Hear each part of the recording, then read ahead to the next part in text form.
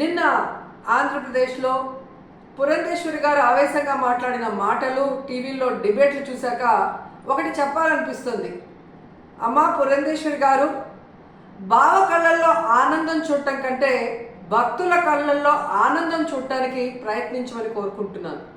ఎందుకంటే ఈరోజు కూటమి ప్రభుత్వానికి చెందిన లాయరు సుప్రీంకోర్టులో కోర్టు అడిగిన ఏ ఒక్క దానికి కూడా సమాధానం చెప్పలేకపోవటం వల్లే సుప్రీంకోర్టు ఇంత సెన్సిటివ్ అయిన విషయాన్ని సీఎంగా ఉండి ఎటువంటి ఆధారాలు లేకుండా ఎలా మాట్లాడతారు అంటే, సీఎం ఏదైనా మాట్లాడచ్చు, ప్రజల చేత గెలిపించబడిన వాళ్ళు మాట్లాడకూడదు అని మీరు మాట్లాడటం నిజంగా చాలా సిగ్గుచేటు.